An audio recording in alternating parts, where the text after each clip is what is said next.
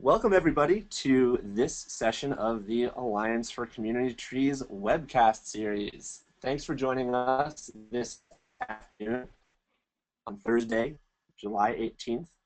We are very excited to have you with us. The AC Trees webcast series is a monthly webcast held at the lunch hour.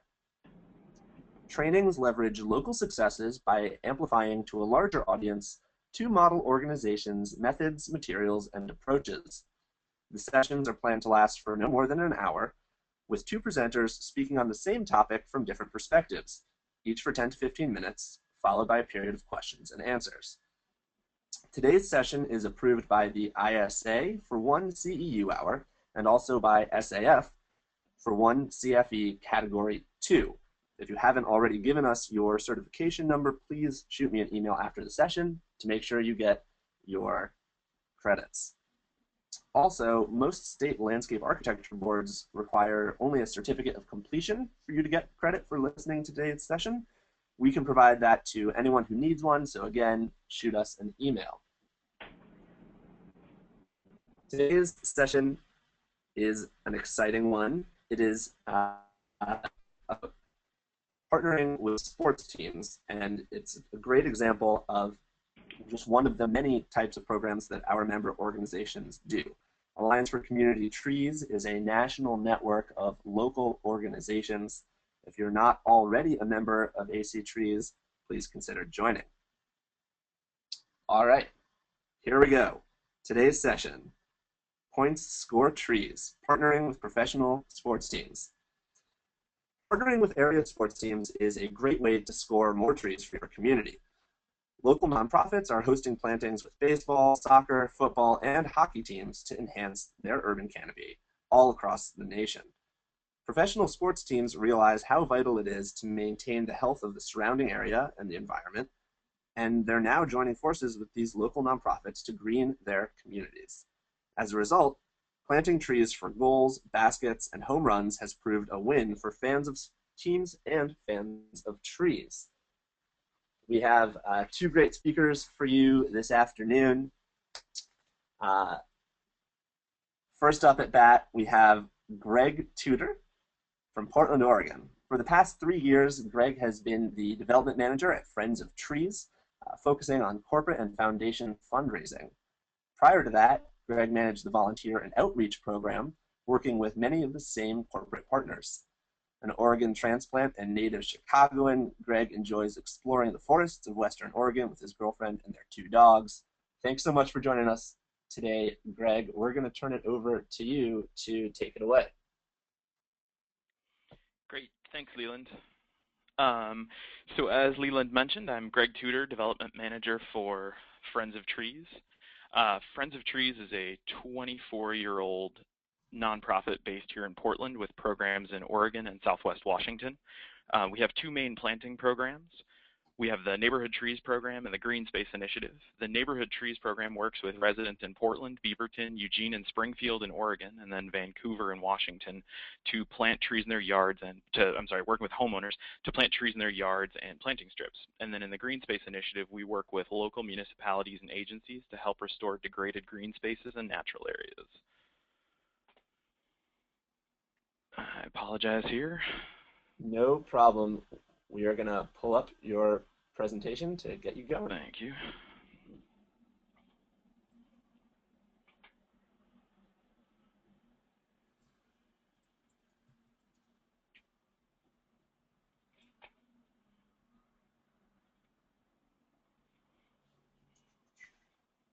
Sorry about this. Real quick, tech troubles. There we go. Sorry about that. Yeah, so the program I'm going to talk to you about today is Score a Goal, Plant a Tree. It's our partnership with the local MLS team here, the Portland Timbers. A little bit of background, the Timbers joined the MLS in 2011, and many Friends of Trees volunteers were part of the Timbers Army, which was the fan supporter group, and worked with Friends of Trees on a number of volunteer projects for several years before there we go. several years prior to joining the MLS, they were part of the USFL. So when the Timbers were promoted to Major League status, they selected 3 nonprofit organizations to be pillar partners: the Portland Youth Builders, Big Brothers Big Sisters, Columbia Northwest, and then Friends of Trees. So for each nonprofit, they created a specific partnership. For Big Brothers Big Sisters, it was Sports Buddies, where they paired mentors with the kids. For Youth Builders, they did several projects in conjunction with MLS Works, which is the league charitable action group. And then for Friends of Trees, for us, our promotion was called Score a Goal, Plant a Tree. And so basically, so this is the main facet of the partnership between Friends of Trees and the Portland Timbers. So each time the Timbers score a goal during the season, at Geldwin, at the field here in Portland, our logo is displayed on the scoreboard. And during the first season, the details of the partnership were announced over the PA system as well. So we've tabled at Timbers games a few times. That first picture of the young fan with the foam axe is from a tabling event that we did there. But the ability to have our logo seen by over 20,000 people at each game is just absolutely amazing. Even separate from the tabling, just that one single touch is great.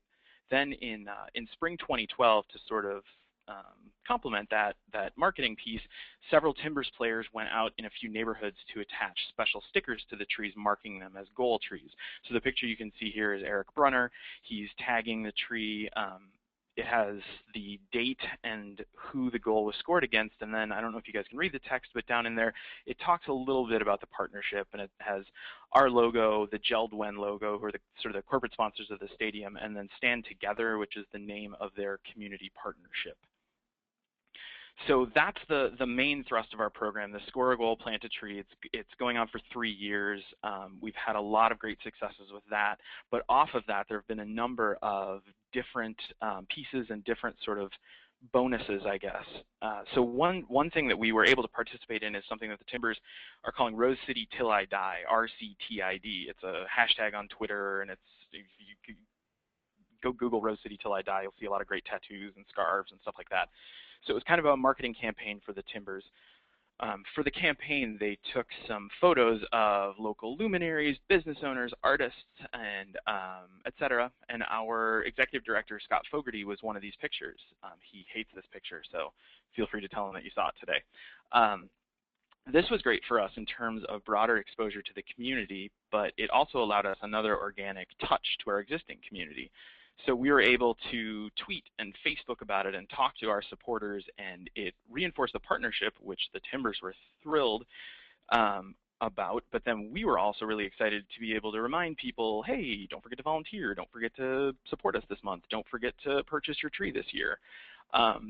We were able to Facebook it, all that kind of good stuff. So something else we did with the Timbers, so tied into their initial marketing campaign, they had these really great billboards all over town of dozens, if not hundreds of Portlanders, posing, getting their, with Timbers gear, that kind of stuff. So what we did for our planting season 2 years ago, we did a billboard series at the beginning of the season. We got a local artist, Amy Ruppel, who had designed our marketing campaign, Plant It Portland. She did these 2 great billboards that sort of mimicked the look and feel of those original billboards. And so they were really, really successful in the city of Portland. It was using existing imagery, sort of an established motif that people recognized.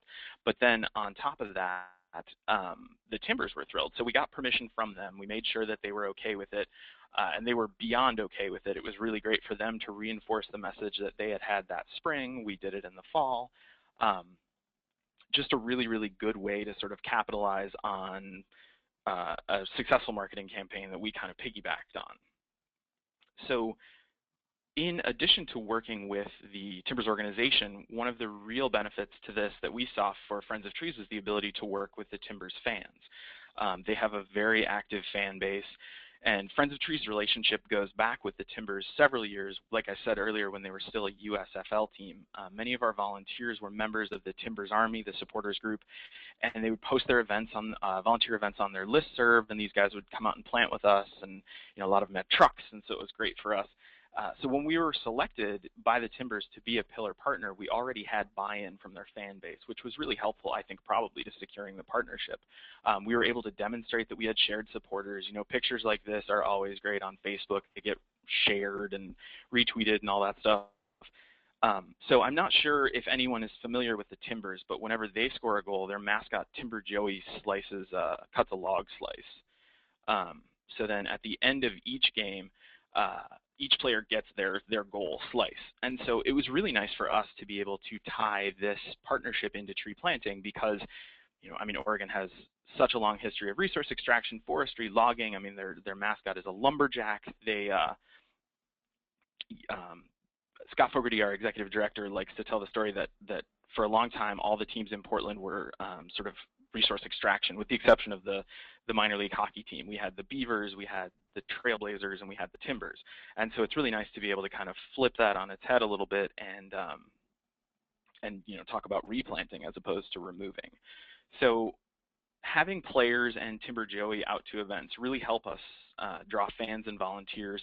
We hosted a Timbers staff-only event alongside I-205, a project we're doing here in Portland. Hosted them in 2011. That's them there. The gentleman in the middle with his back to the camera is Merritt Paulson, who's one of the owners, and was really committed to the Stand Together concept. He was really committed to getting the Timbers organization integrated into the city as a whole.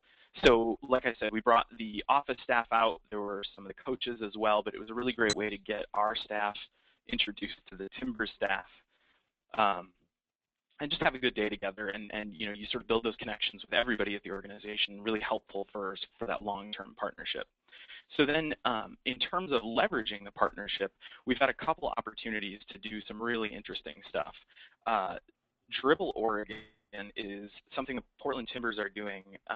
They're statewide community tours to visit fans and celebrate soccer throughout the area. These stops include some of the smaller metro areas in Oregon and feature a few Timbers players putting on a clinic in the morning, and then a small-scale sort of community-based tree planting afterwards. We've done as few as, I think, 2 trees and as many as a dozen or so. They're relatively small. They're relatively intimate. The picture at the bottom here is really cool. This was down in Southern Oregon, and the gentleman in the blue jacket with the scarf is Richard Seidman, the founder of Friends of Trees. So it was really nice to sort of make new friends and see old ones. The towns where these clinics have been, they are, for the most part, areas where Friends of Trees does not yet have a presence. So coming into town with an established name like the Timbers and then also free trees is a huge opportunity for us. This allows us to give a little taste of what Friends of Trees does. You know, we're able to introduce ourselves to the forestry community in town and sort of show them what we could do, and it allows them to sort of sample our wares, as it were. And one other really great way we've been able to leverage the partnership is through something here in Portland called the Willamette Week Give Guide. The Willamette Week is one of the alternative weeklies in Portland, and they hold a fundraising drive at the end of every year. So they ask nonprofits to apply in the summer. The paper sets up a dedicated giving website and runs a catalog of all the nonprofits. It's about 120 at this point. Everyone gets a brief mission statement, and then people are encouraged to give. So the stated purpose of the Give Guide is to target new donors, especially those ages 35 and under. And our partnership with the Timbers has allowed us the opportunity to give away tickets and sign merchandise as additional incentives. And so in addition to sort of leveraging the partnership with the team, we're able to leverage the partnership with the community at large. So then, so here we go. This was that day that we went out and tagged the trees. This was really cool. This kid lived at one of the houses that got trees and saw the Timbers outside. So, of course, he put on his jersey and grabbed his scarf and ran outside and was able to get a couple of autographs. I don't know if you've noticed, a few of these pictures are much, much higher quality than the rest. So that's another advantage for us for partnering with a great organization like the Timbers, is they always send out really high-quality photographers and are more than happy to share the pictures with us. So, you know, we try to figure out as many ways as possible to share the benefits, to get their name in front of our community and our name in front of their community. And so this final slide here is some of our longtime Friends of Trees Timbers Army volunteers. The partnership with the organization has been amazing. The Timbers are a great group of partners, and we really, really enjoy working with them. But we're just as lucky to have been adopted by the Timbers Army, this fan supporters group. They're kind of I think of them as our insurance policy, ensuring that we have an organic, unofficial connection to the Timbers organization. And we hope to plant together for many, many years to come. Thank you very much for your time, and I think now we're opening up for questions. Absolutely. Thank you so much, Greg. That is such an awesome story about how you guys have forged and extended this partnership. And I think probably a lot of inspiration there for many of the people who are listening in. You've had a lot of good ideas, and you did a really nice job explaining how everything works. I have a few questions for you, and I know a lot of other people are going to have questions as well. So for everyone who's listening in, type in your questions. You'll see the questions tab on your screen. You type your questions in there, and we will ask them out loud. While you're doing that, I have several questions to start with, Greg. Sure. First off, it sounds like it's been really remarkable for your organization in many ways. Can you tell us a little bit more about why you think the Timbers feel this is a good relationship for them? Sure. I mean, first of all, we have great numbers. We engage a ton of volunteers every year. We have a ton of opportunities for people to get out and plant with us. We plant a lot of trees every year. And so we're really able to, I think, fully leverage that partnership. The Timbers Army has opportunities to volunteer. The Timbers organization has the opportunity to volunteer.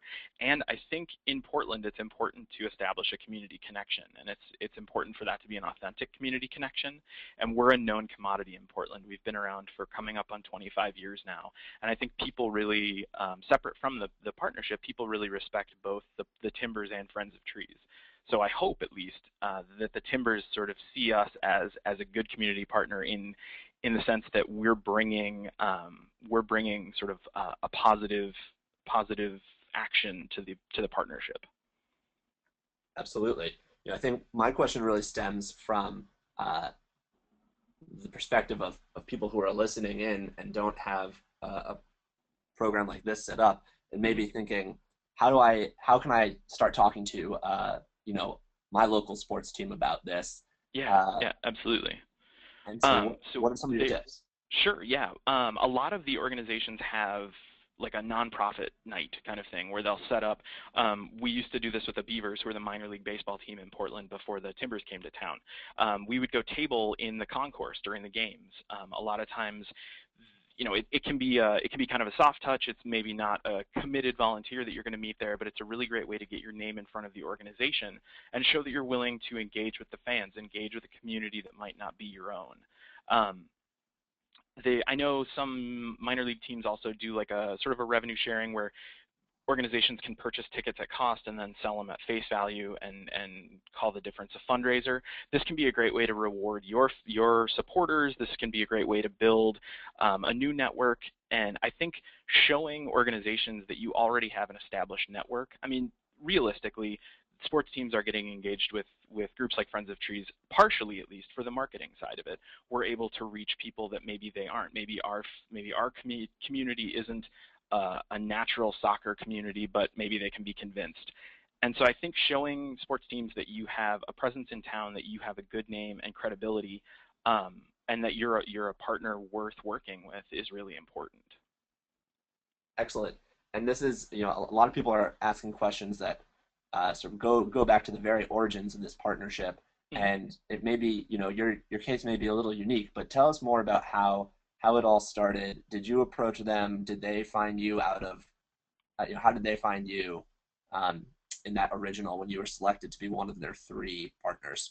Yeah, like I said, the relationship goes back prior to the MLS, and so we had a really good relationship with the fan base, with the Timbers Army, and so I'm not actually sure if we were recommended by the Timbers Army, but I know that we were approached to be a nonprofit partner in a couple of small ways before they came on as MLS as an MLS team, and we were able to work with them, like I said, on some of those nonprofit nights and that kind of small scale stuff. I don't actually know the origin of Score a Goal, Plant a Tree, whether that was our idea or their idea, but I think it ended up just being sort of mutually beneficial and sort of a mutual attraction, I guess. I mean, we were very interested in partnering with the brand new team in town that has sort of a tree theme, and I think they were looking for an environmental partner, and I think sort of Friends of Trees is an easy one to convey the message of. It's not place-based necessarily like a watershed council, and it's an easy sort of idea to wrap your head around. Yeah, absolutely. Uh, so question for how this sort of fits into your larger tree planting program. Sure. Is it one-off events or, I mean, we can see that you've done several tree plantings with them, but Mhm. tell us a little bit more about how you conceptualize fitting this into your organization's tree planting program. Sure. I mean, the nice part is, so we have the two programs. We have the Neighborhood Trees program where we're planting bigger trees, and then we have the Green Spaces program where we have smaller trees, but it's you know great for groups. And so when the timbers have wanted to come out, it's been very easy to slot them into existing programs based on what they're looking for. When they were looking for a huge event to sort of get their entire staff out and work together, we were able to plug them into an existing planting site. It ended up being a special planting, but it was an existing site. Um, when they wanted to tag the trees, we were able to work with them to select a few neighborhoods and then just go out and tag the trees after the fact. So one of the things that was really important to us in the partnership was not creating more work than we were bringing in terms of money, and not sort of chasing the money and building a program out to suit the timbers. And so it initially at least was a lot of conversations about what we already did and how we could fit them into existing programs. And so in the past couple of years, as part of their sponsorship, the Score a Goal, Plant a Tree side of things is at the stadium, but then on our end, we feature them as a sponsor, just the same way we would feature any other sponsor. And so they're on our planting calendar. They have one or two plantings every year based on sort of their interest and availability that are Timbers sort of sponsored branded plantings where they have a couple of players come out and some of the staff come out. And so that's really good for us, but I think it's also really good for them to have that real connection. That the Dribble Oregon thing has been really, really helpful for us, but I also think it's helpful for them too to come in with an organization that's offering something to the community beyond a soccer clinic. A soccer clinic is one day, but the trees, hopefully will last for decades. Awesome. Uh, there's so many questions. I'm going to try to keep up with all of them. Sure. So I think that you're giving really excellent uh, examples of how you guys built this and sort of the steps that it would take for organizations to start something like this on Mhm. their own. I know folks generally have an impression that the Pacific Northwest is pretty green, especially Portland is amenable to greening and Sure. trees. Do you think something like this is sort of replicable or applicable in other cities around the country that aren't uh, as known to be green friendly? Yeah, absolutely. I mean, first of all, I would absolutely hope so, but I do think that this type of partnership is absolutely replicable, especially for a group that's already doing work in the community. I think MLS, so the Major League Soccer has what they call MLS Works, and it's the league level. Um, it's not necessarily charitable giving as much as it is charitable engagement. They're working with teams to get engaged in the community. And I think at this point, all of the major sports leagues have something similar to that. And so I think that might be a good place to start, is just getting connected with that umbrella organization. I mean, if you have to get pre-registered to be an approved organization, get on that list. I think the really important thing is making yourself known as a willing partner. A lot of times, I mean, we're all busy people in nonprofits, and the people who work at the Timbers are all very busy as well. And so if we can make things easy and if we can make things sort of turnkey, it's just so much more helpful for the organization. For them to come into a partnership that already is robust on the nonprofits end, that already has sort of goals and outcomes of our own. We're going to plant this many trees whether the timbers partner with us or not. We have other partners, and I think that's actually very appealing to them, to know that we're doing the work separate from the timbers. The timbers are not funding our work. They're supporting our work, but they're not directly funding it. And I think that's a big step. And that hits on an important question that some people have asked, which is, do the timbers actually do a donation per goal per tree, or is it a broader support for you guys? It's broader support. We joke that some years the trees are more expensive than others. They had kind of a rough year last year, and so the joke was that those were expensive goals. But the money, the cash donation that they give us is established it was a 3-year partnership at a fixed amount, and so the score a goal, plant a tree is really just the way that it's languaged and the way that it's marketed. Got it. That's really helpful for people to know. And I think Greg has made a great point here about sort of doing your research about the teams that you want to approach and not finding out not just what their needs are as a team locally in your city, but also league-wide if there are initiatives or other programs that teams are required to participate in or encouraged to bring locally. And actually, if I could just jump in and expand on that a little bit, we work with the Blazers as well. We take part in what they call the Blazers Green Games. So the NBA has, I think every year in March, they have what they call their Green Game series. And so I don't know if it's every city now, but most teams have a game where they highlight environmental sustainability. And this was an opportunity for us to meet the Blazers fans. We got out in our tree mascot costume and met some of the fans before the game. So it's worth looking into just to see if your local team has some sort of sustainability focused night. Awesome. That sounds amazing. I think that we have pretty much asked almost all of our questions. I guess one more question that is not quite sports related, but I think a lot of people will still be interested in. Can you just tell us a little bit more about that, the publication, the Willamette Weekly? Yeah, absolutely. Yeah, so it's the Willamette Week it's sort of one of the 2 alternative weekly papers here in town, and they were very interested in getting. So I guess the publisher of the paper is very active in the nonprofit community, and found out many years ago. They've been doing it, I think, 7 or 8 or maybe even 9 years now. Found out several years ago that people under 35 just weren't giving charitably at the rate that would be expected and at the rate that other generations were. And so his goal was to engage the Willamette Week has a readership that is largely under 35, and so their goal was to engage with their readers and kind of teach them about charitable giving. And so they have a dedicated website giving portal where all 120 nonprofits are listed. You can give, I think, minimum of like $5 to an organization, and then at each giving level, the Willamette Week, the paper itself provides incentives, and it's usually in a little postcard. They partner with 5 or 10 local businesses, and you get, a free croissant on, with your card, or you get a free ride on the bus or something like that. And so it allows us to kind of roll that into our end of year giving campaign, and it ends up being just another sort of portal, another way for people to give to us. But it's encouraged us to get our own incentives for end of year giving, and so it's become kind of an event in Portland. I know a few others, I think, at the last Give Guide meeting, they were talking about all the other towns that were doing it. I believe Albuquerque or Santa Fe is doing it, and Nashville, Memphis, one of the 2 in the southeast is doing it as well. But this is something that Willamette Week does every year, and we've been lucky enough to be in it for the past several years.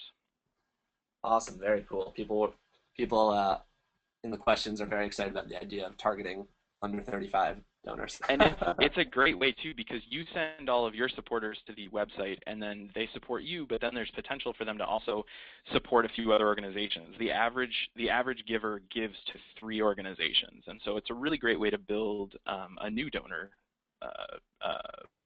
database. Excellent. Folks have been noting other examples of sports teams and green initiatives. NASCAR has a green initiative and is focused on planting trees. The Green Bay Packers have a First Downs for Trees program. I just want everyone to know that we are going to be compiling a resource list on this very topic, and we will put a lot of these examples in there for you to read about and learn more about. That's going to be ready after the session is over, and we will email that to everyone who participated today. All right. I think with that, we are going to wrap up with Friends of Trees. Thank you very much, Greg. That was great. Thank you. Next up, from the other coast, we've got Jimmy Owens from the Pennsylvania Horticultural Society. Jimmy has been with PHS working for the last year in development, and before that worked in development at a different Alliance for Community Trees member organization, the New York Restoration Project, where Jimmy spent over 5 years as the Director of Corporate Giving, creating the program, communications, and fundraising strategies for Million Trees NYC, their million tree planting campaign. Jimmy also oversaw corporate volunteer programs and corporate funding relationships while with NYRP. Now in Philadelphia at PHS, have a very exciting partnership, different sport. Jimmy, tell us all about it. Okay, well, thank you, Leland, and Greg, I really enjoyed listening to your presentation. There's definitely some similarities between our programs, and then there's some differences, so I learned some cool stuff from Greg's presentation as well. So welcome, everyone. I'll run through a pretty quick presentation, and then we can open it up for questions. I'll tell you a little bit about Pennsylvania Horticultural Society, PHS. We were founded in 1827, so we're celebrating our 185th year this year. The mission of PHS is to motivate people to improve the quality of life and create a sense of community through horticulture. PHS is also widely known as the producer of the Philadelphia Flower Show, which is an annual event we do here in the city of Philadelphia. It's the largest indoor flower show in the country, and it's second only in the world to the Royal Horticultural Society's Chelsea Flower Show in London. It brings about 250,000 people through the Pennsylvania Convention Center for 10 days in early March as we create spring in the middle of late winter. And so many people know us for that work, but also PHS has been a leader in urban greening for nearly 200 years, but very specifically here in Philadelphia and in the region since really the early 70s, when we partnered very closely with the city and governments throughout Delaware and New Jersey as well to create and produce various urban greening programs that are still in place today, tree planting being one of them. And so that brings us to our tree planting program, which is Plant 1 Million. And so Plant 1 Million was launched in 2011. It's a regional partnership, and with the goal of planting 1 million trees in 13 counties, so the surrounding Philadelphia. So the program encompasses the entire state of Delaware, as it's only 2 counties, a few counties in southern New Jersey, and 6 surrounding counties around the city of Philadelphia and Philadelphia County. And the goal, of course, is to restore the tree canopy cover by 30%. And this fall, we'll be installing the 300,000th tree. We'll be doing it probably here in the city of Philadelphia. But it's a nice milestone here for the partnership and for the program. And so we began, we came to our relationship with the Phillies, our baseball team here, obviously. We've been talking to them for a while. The Phillies have a program called Red Goes Green, and it's their environmental program. And it's a very aggressive program. It really started with recycling at the stadium a bunch of years ago, and it moved on to other environmental initiatives, specifically at the stadium rather, in the neighborhood surrounding in South Philadelphia. The stadium is called Citizens Bank Park. And so they, for years, had been promoting their programs there with their Red Goes Green program, and we had been talking to them about some way to incorporate tree planting. There's a very large park across the street from their baseball park called FDR Park, a really great old park here in Philadelphia. And so we started exploring maybe doing some tree planting there, and that turned into a conversation about a broader program. And then we engaged another partner of ours. So really the way we worked this deal with them is the Phillies are our promotional partner, and then we wanted and needed a financial partner as well. So we went to Aramark, who is a large funder and partner rather with the Phillies at the stadium, and so they do all the food service and concession at Citizens Bank Park where the Phillies play. And we also partner with Aramark for the flower show, and they control a lot of concession over at the convention center here in the city. So we spoke with Aramark, who had been partners with the Phillies for years and years. They agreed that they loved the idea of this program. They came on as the financial partner, and the Phillies as the promotional partner. And so we, the next was our program, Home Runs for Trees, was born. And so really the idea behind the program, very similar to the program that Greg was speaking about in Portland, is every time a home run is hit at home, at a home game here in Philly, the Phillies and Aramark will plant a tree as part of Plant 1 Million. And so what they did there as far as promotion is that every time a home run is hit at the stadium, they do put it up on the big screen, on the television sportscasters who are really regionally covering the game. They all mention it every time a home run is hit. So, much like Greg was saying, it's a great hit for us to have both PHS and Plant 1 Million mentioned there for the some 80,000 people who are in the stadium, and then also on television for the potentially millions who are listening or watching rather on TV. So it's a great way for us to get the program out there and also our name out there.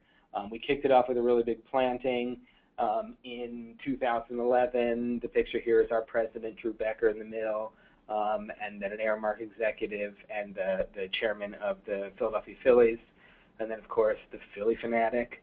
As a side note, this was a hard partnership for me because I'm from New York and I'm a Yankees fan, so every time we hit a home run, I was really happy that we were making money, but not so happy that the Phillies were hitting a home run. Now, I can't hear any of you making any sort of groans and moans, so this is good for me. So it turned out to be an incredible partnership, and it's relatively new. We just entered into our second year. We did a kickoff this Earth Day with a tree planting, again in South Philadelphia in a ballpark that the Phillies operate for high school teams. Last year, as part of the program, we planted 158 trees, and much like Greg did in Portland, we created tree tags, and then at our press event to culminate the first year of the partnership, we had the Philly Fanatic come out, and we had a few ball players there, and they planted some trees alongside with some of our volunteers and tagged those trees. So, it wasn't 158 tree tags. Some players hit more than one home run. So it was a great media event, but also a great way that this program will live on in these neighborhoods where the trees have been planted.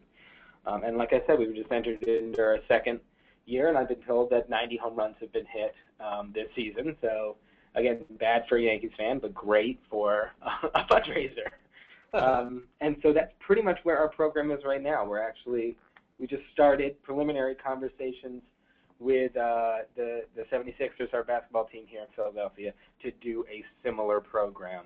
And we'd structure it basically the same way. We would, together, the Sixers and PHS, go to one of their corporate partners and engage them to be the funding entity. And that's pretty much the way our program is today. Awesome. That is great. Thank you so much, Jimmy. Really interesting program. Mm-hmm. Are you ready for questions? I am ready. All right. Again, folks, just a reminder that you can type in your questions through the control pad under the questions tab, and we will ask them out for you. I've got a lot, so I'm just going to start before anyone even gets to type anything else in. Really interesting to see this model, similarities to the Friends of Trees program, but also some differences. So I think a lot of people are curious about the interesting sponsorship arrangement that you've got with sort of the sports team as the promotional partner and a corporate sponsor that's providing the funding. Mm-hmm. Tell us, you described how you're doing it with the 76ers, but with the Phillies, did you approach the Phillies first or Aramark first? We actually, it was the Phillies, and so our conversation started with the Phillies. They wanted to do a sort of tree planting, and really they felt that the best thing they could bring to the partnership was their essentially free promotion and marketing, as far as we could see it, and we completely agreed. But they thought it'd be good to get a corporate partner involved to really act as the funder, and also to shore up some of their relationships as well. So it was kind of a win-win-win. Um, we all kind of had done work with each other in some way in the city, and so it was a great way to just kind of strengthen these partnerships already. And really, the amount of promotion and press and marketing benefits we get from just being partnered with the Phillies would really surpass any sort of funding I think we would receive from them as a nonprofit. Right. So tell us a little bit about how the donation does work. Is it the same as Greg described, where it's a flat fee, or are you actually doing a donation per tree? It is a flat fee, but Airmark does. If we are to produce any large events, if we wanted to do big volunteer days, there's kind of a flexibility within our agreement where we can go back and they'll fund certain large events that we want to end up doing that's around the partnership. Great. I think people are really excited, and already we're getting lots of questions showing people trying to figure out how they can bring this to their city. Right. One of my questions for you is, and I guess we can, if we have some time, we can let Greg speak about this too. Yeah. But how do the players feel about coming out, and how do you go about getting players to come out? We work directly with the Phillies marketing department, and we've had great success to have players come out. At pretty much every press event we've done, we've had a player or two there. I think it helps to do it in season. I think it helps, obviously, to do it near the stadium, maybe close to game time. And so, we make it as easy as possible. But I think it's great, and the Phillies really promote themselves as, and they are, a real, they really are an environmental organization, but they get their players out a lot. That's really important to the city and to the organization. So they're willing to always offer. But then also we can always get the Philly fanatic, who seems to bring just as many fans than a player would, which is great. Awesome.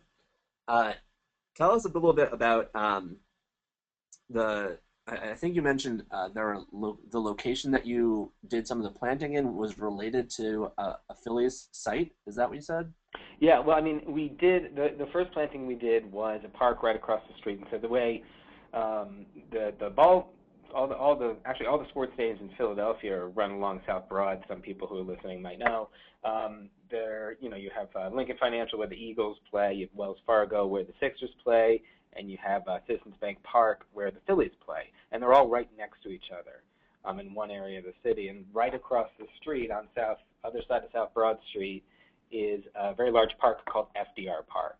It's a city park. The Philadelphia Parks and Rec Department, owns it, manages it, but the ball teams all feel a certain level of responsibility to keep it up, which is great because it's right across the street from all their facilities. So that park, and in the last kind of decade or so or longer, it's kind of fallen off the list of parks that's getting the most attention.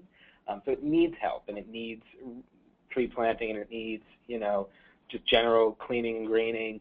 And so that's been a great spot for us. And then also the Phillies basically fund and maintain a ball field where some high school teams can come and practice at a really nice state-of-the-art ball field, and that's in FDR Park as well. Got it. So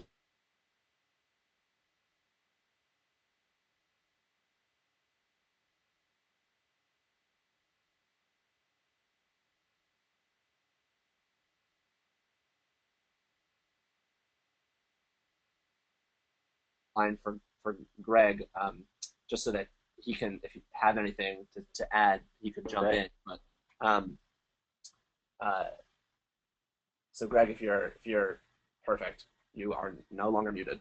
Yes. Great. um, so questions for you just about how this all works.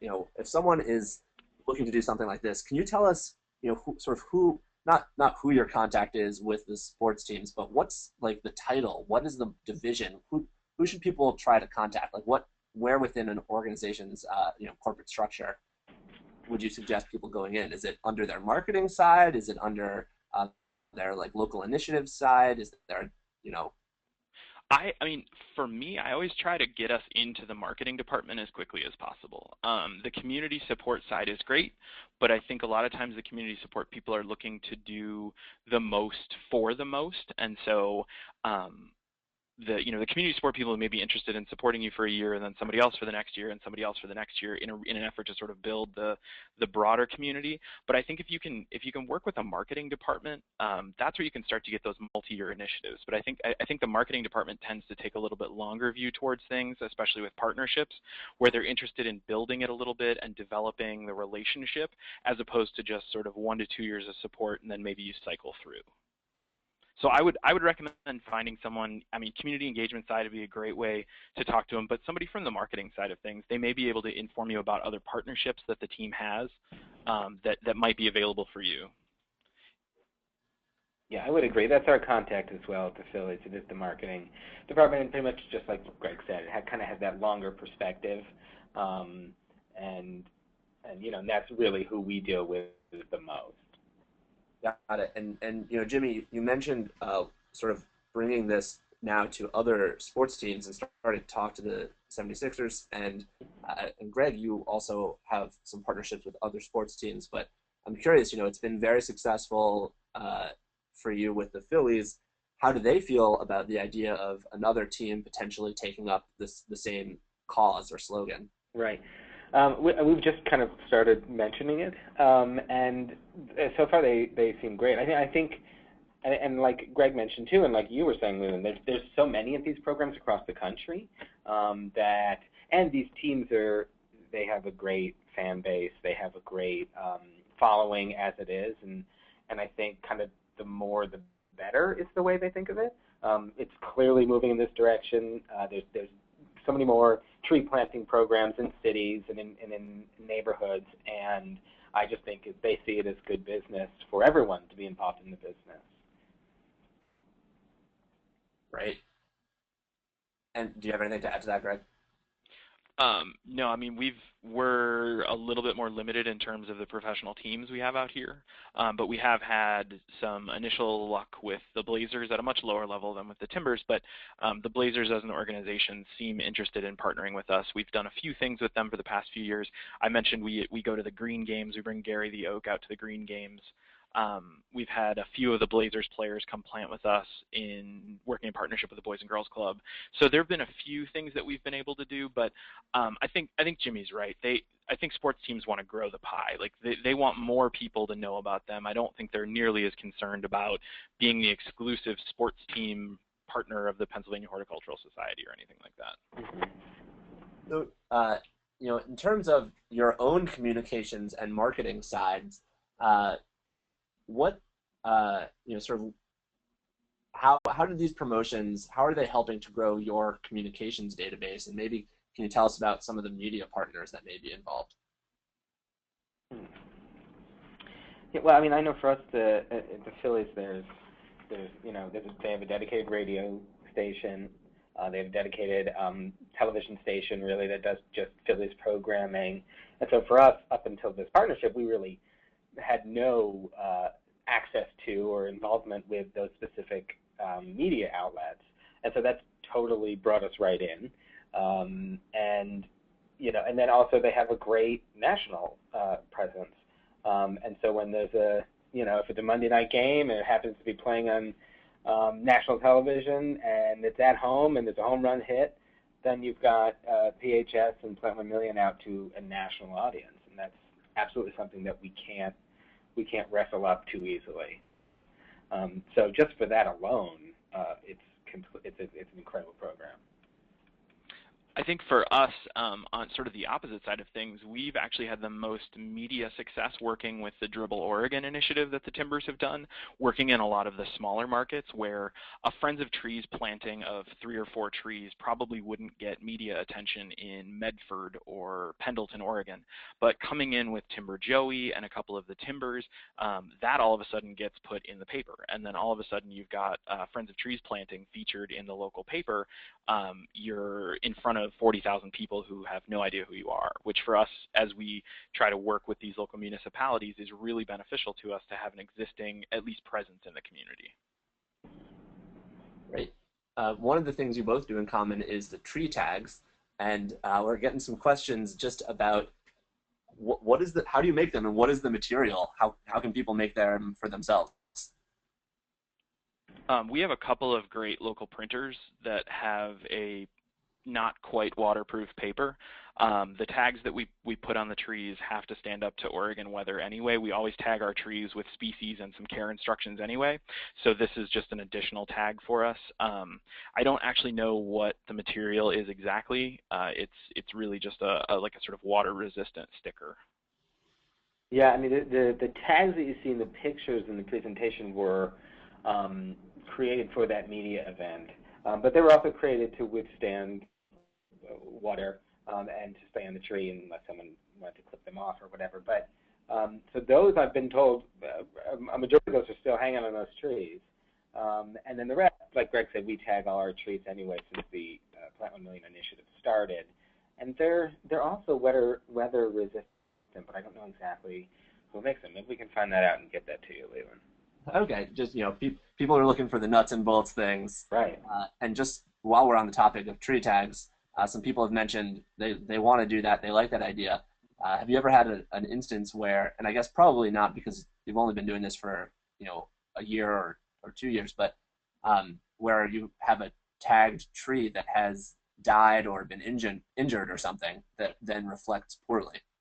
Yes, we did. We actually we planted one ceremonial tree. There was a picture of it with the standard executives with shovels picture right on the grounds of the stadium, and then we got a call the next season from the marketing team saying, "Oh, I think the tree's dead." So that was the sort of show tree of this partnership, and so we hustled out there very quickly and dug it out and replanted it. So definitely when you have kind of corporate logos hanging on certain trees, those are the trees you're going to check very often. And quite frankly, if you're working with a marketing team, they might not be thinking about, did we water the tree this week? That's not the first thing they're thinking about. So we still have to keep tabs.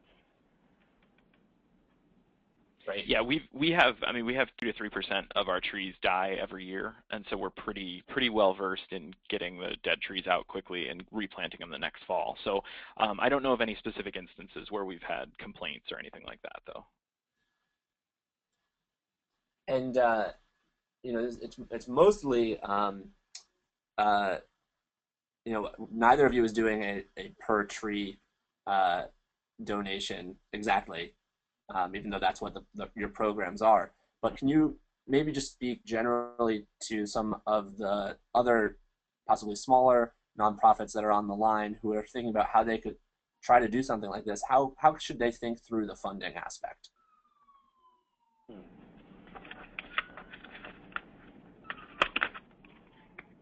Well, I think there's absolutely a way to do a per tree.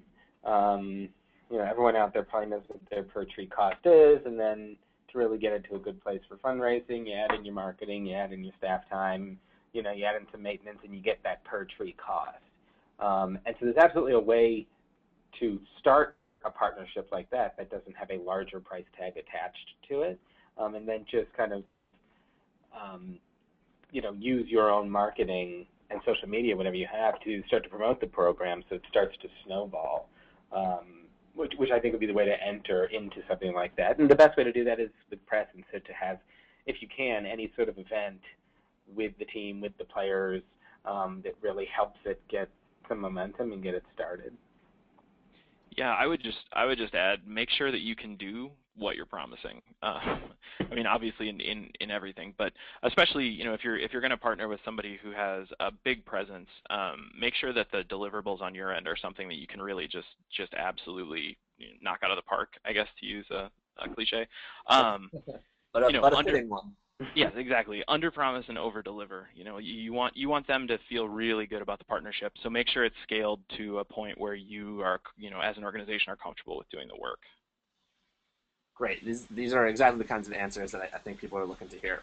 Can you tell us, for both of you, it sounds like maybe it varies, but you know, how big are the trees that you guys are planting for these campaigns? We're doing, you know, 2 to 3 inch caliper trees, pretty much standard for this campaign, and the majority of the trees that we're putting in are street trees. Got it. Yeah, for this campaign, when we tagged the trees per goal, we did all street trees. Mm-hmm. And then it looked like maybe some different sized ones when you were out, you know, doing those Yeah, events. exactly. The statewide events, a lot of that was dictated by the municipality in terms of what they had available, planting space available, and community need. And so some of those were some more like more typical restoration style events. Got it. I really want to thank you both. I love the way that you have grown your programs and the way you're thinking about them. I think these are wonderful models for people to take back to their city and to see whether it's you know, a major league team or a local minor league team, whatever sport it is, there's a way to find something to do with this. And even if that team doesn't necessarily have money, they can be a wonderful partner to help you attract a different donor who can fund a program like this. Mm-hmm. We're going to wrap up in just a second, but any closing thoughts that either of you has, or any advice that you would have for other organizations in other cities across the country that want to do something like this? I would say for us, just because it's specific to our situation, really look, you know, if you don't have that relationship with your sports teams, really look at their corporate partners and see if any of those coincide. And, you know, and that could be a great entree in, even if it's working with one of their corporate partners for a year and offering some volunteer opportunities and having them fund you on a small level. You know, you can go in together to a sports team. And so I just think that really works. You think they can find that online or in a team's annual report or something like that? Yeah, both. Yeah, absolutely. Okay. And I would just say get connected to the fans. That's really worked well for us, and it was a bit of a unique situation in that we already had existing sort of leadership volunteers in the Timbers Army, but most sports teams have some sort of dedicated fan group. A lot of those have a charitable giving presence. Get connected to those guys. You know, if nothing else, it can be a great source of volunteers. Invite them out to come plant some trees. Exactly. All right, this is wonderful. I thank you both very much, Greg Tudor and Jimmy Owens from Friends of Trees and Pennsylvania Horticultural Society. Thank you for sharing this with us this afternoon. You're off the hook now, and you can go back to your jobs. But for everyone who's listening in, today's session, the recording, all these presentations, and as I mentioned, a resource list will all be available on our website. For you to watch in the future and to learn more about and to go back to in case you weren't taking notes. We will send that out, the link to those resources, to everybody who completes the brief survey that will pop up at the end of the session. Please just take a quick minute to fill that out. That way you can help us make sure we are creating webcast programming that meets your needs, and so you can learn about things that you want to know about. Our next session on the third Thursday of next month, our webcasts are every third Thursday of the month, is on August 18th, and it's about corporate social responsibility. The session will be corporate citizenship, investing in communities, and canopy. So more great examples and hearing from some actual corporate sponsors about how you can work with corporate funders to finance your tree planting. Cool. And with that, I say thank you very much and have a great afternoon. Thank you.